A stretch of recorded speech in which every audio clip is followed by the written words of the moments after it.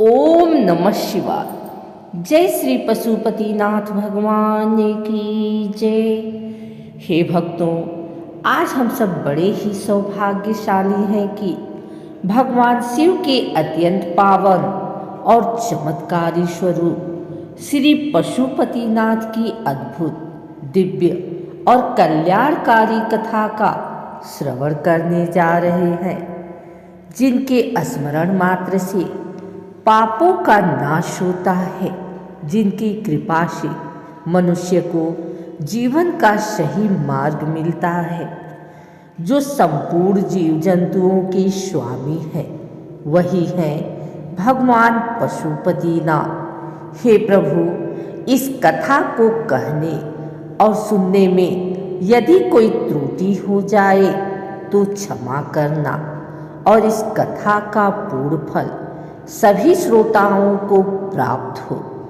अब आइए श्रद्धा, विश्वास और भक्ति के साथ पशुपतिनाथ भगवान की अद्भुत कथा का आरंभ करते हैं। प्राचीन काल की बात है। यह धरती धर्म, तप और त्याग से सुशोभित थी। देवता, ऋषि, मुनि और मनुष्य सभी अपने अपने कर्तव्यों का पालन कर रहे थे। उस समय भगवान शिव कैलाश पर्वत पर विराजमान थे। भगवान शिव केवल देवों के देव ही नहीं, बल्कि संपूर्ण पशु, पक्षी, जीव जंतुओं और समस्त सृष्टि के स्वामी हैं। इसी कारण उन्हें पशुपतिनाथ कहा जाता है। पशु अर्थात जीव और पति अर्थात स्वामी।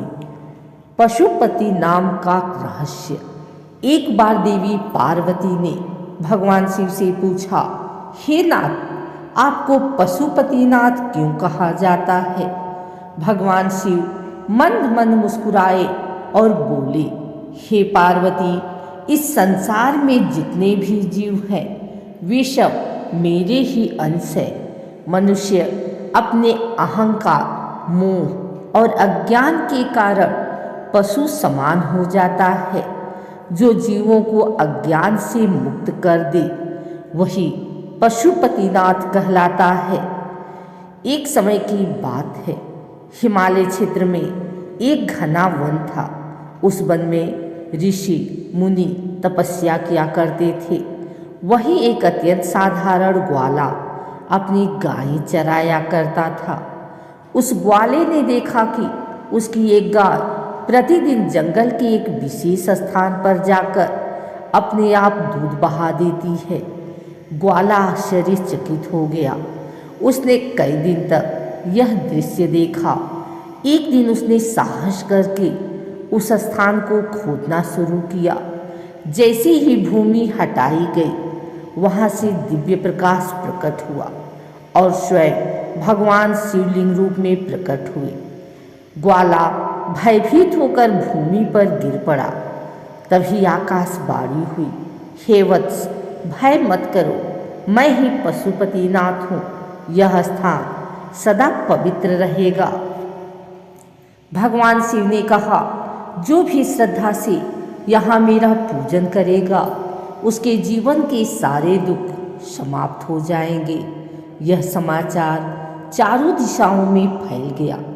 ऋषि मुनि, राजा, साधारण जन सभी दर्शन के लिए आने लगे। धीरे धीरे यह स्थान पशुपतिनाथ धाम के नाम से प्रसिद्ध हो गया।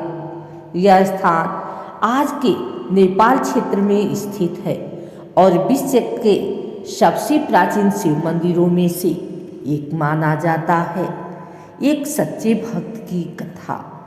उसी समय एक अत्यंत निर्धन भक्त वहाँ आया। उसके पास न धन था न वस्त्र, केवल सच्ची भक्ति थी। उसने कहा, हे प्रभु, मेरे पास चढ़ाने को कुछ नहीं है, बस मेरा हृदय स्वीकार करें। भगवान शिव प्रसन्न हुए और बोले, सच्ची भक्ति सबसे बड़ा प्रसाद है। उस दिन से उस भक्त का जीवन बदल गया। उसकी दरिद्रता दूर हुई, मन शांत हुआ और उसे मोक्ष की प्राप्ति हुई। क्यों विशेष है पशुपतिनाथ? यह शिव का स्वयंभू लिंग है। यहाँ पूजा करने से पशु प्रवृत्तियाँ समाप्त होती हैं। यह दर्शन मात्र से पापों का क्षय होता है। श्रावण, महाशिवरात्रि और सोमवार को विशेष फल मिलता है। कथा का फल, जो व्यक्ति इस कथा को श्रद्धा से सुनता है, दूसरों को सुनाता है, पशुपतिनाथ का नाम जपता है, उसके कष्ट दूर होते हैं, भय समाप्त होता है, जीवन में शांति आती है। हे भक्तों, यह थी भगवान पशुपतिनाथ की अद्भुत और दिव्य कथा।